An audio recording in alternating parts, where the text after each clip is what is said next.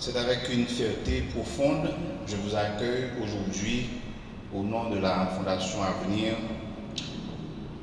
car ce que nous apprêtons à signer aujourd'hui n'est pas un simple document, mais c'est une promesse faite à la jeunesse haïtienne qu'elle ne sera plus laissée seule à ses rêves. Notre pays traverse l'une des périodes les plus difficiles de son histoire. Et pourtant, partout où je vais, je rencontre des jeunes qui n'attendent pas que les conditions idéales ou encore les conditions parfaites pour créer. Ils inventent, ils codent, ils bâtissent des solutions pour la finance, l'éducation, l'agriculture, l'énergie. Souvent, rien d'autre qu'avec un téléphone portable, mais avec une détermination inébranlable. Mais ce talent se heurte à un mur. Le potentiel est immense, mais il manque encore de l'accompagnement. Certains acteurs ont déjà initié de nombreux programmes en matière d'encadrement de l'entrepreneuriat et de l'innovation. Et je salue vivement le ministère du Commerce et de l'Industrie qui, depuis plusieurs années, entreprend de diverses activités dans le cadre de l'entrepreneuriat et de l'innovation des jeunes. Haïti Lab est né pour élargir et offrir davantage de services sur certains aspects très spécifiques. Voilà ce qui va faire notre différence. Beaucoup de jeunes développent des solutions numériques, mais souvent, le modèle d'affaires est manquant. Il est toujours difficile pour eux de définir une vraie offre commerciale. Donc cette solution technologique-là que je développe comme jeune, comment avoir du client avec ça? Comment faire de l'argent avec ça? Comment avoir un marché avec ça? Comment aller plus loin qu'une start-up pour être dans un marché plus développé? Et ainsi, la Fondation Avenir, qui travaille depuis 2019 aux côtés des jeunes, notamment dans l'éducation civique, l'insertion professionnelle, l'entrepreneuriat et l'inclusion financière, est fière de proposer ce nouveau projet qu'est Haïti Lab, qui est un accélérateur d'entreprises technologiques. Donc ce n'est pas un incubateur qui va recevoir des idées de projet, mais c'est un accélérateur qui va accompagner des gens qui sont déjà à un stade plus ou moins avancé avec leur concept ou leur start-up, mais qu'on va leur aider pour entrer sur le marché, pour avoir de la clientèle et aussi pour pouvoir faire de l'argent. C'est une initiative importante et je vais vous dire très vite pourquoi nous on s'est impliqué dedans, on a souhaité s'impliquer dedans.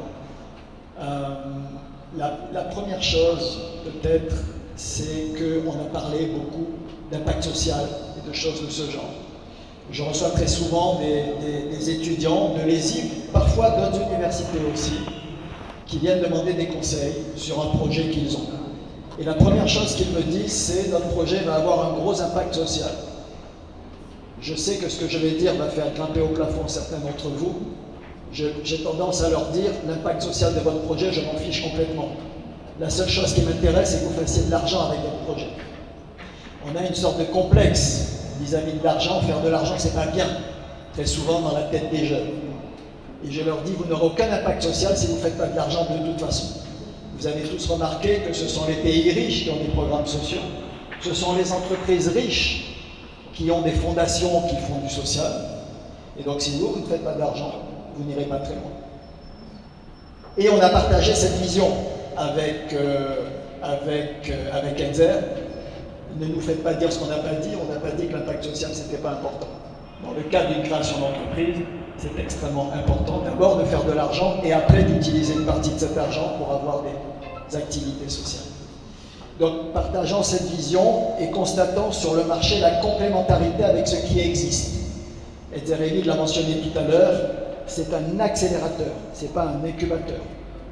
Bon, je fais un travail extraordinaire en tant qu'incubateur sur le terrain.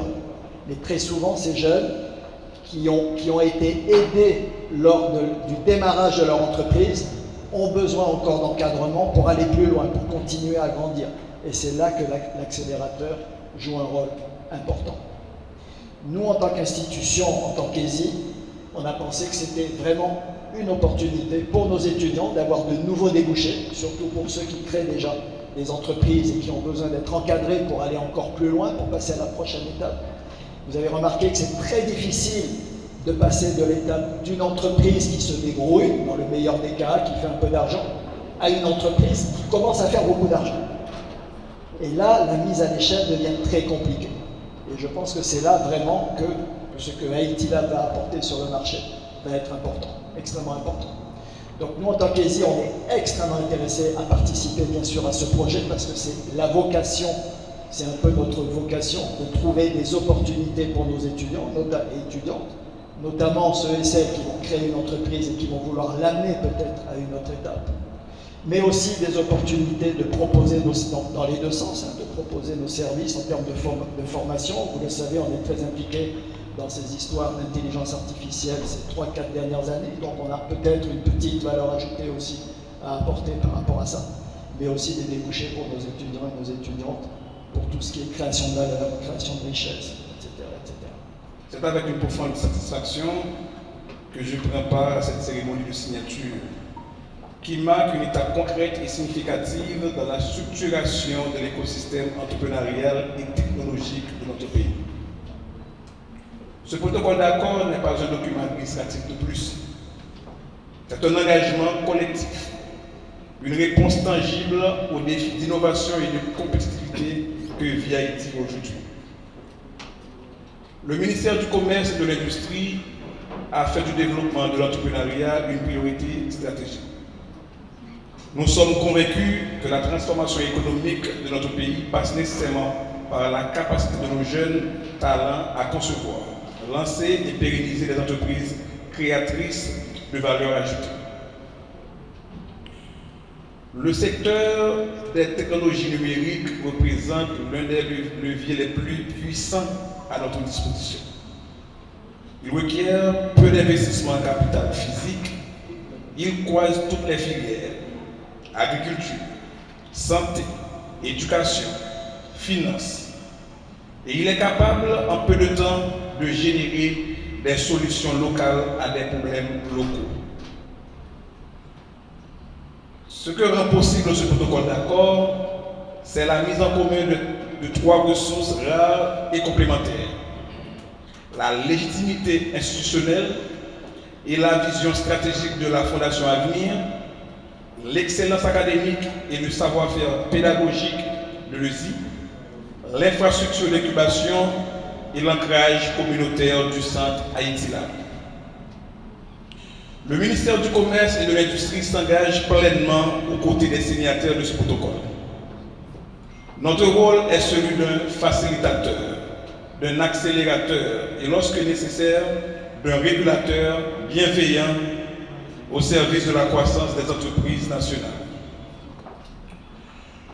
Je suis convaincu que les entreprises qui seront accompagnées dans ce cadre contribueront demain à la création de milliers d'emplois, à la diversification de notre économie et à la fierté de notre nation. Je nous appelle tous à honorer non seulement la lettre, mais l'esprit de cet accord. Celui d'une Haïti qui se réinvente par l'innovation, qui parie sur sa jeunesse et qui construit pas à pas les fondements d'une économie numérique inclusive et résiliente.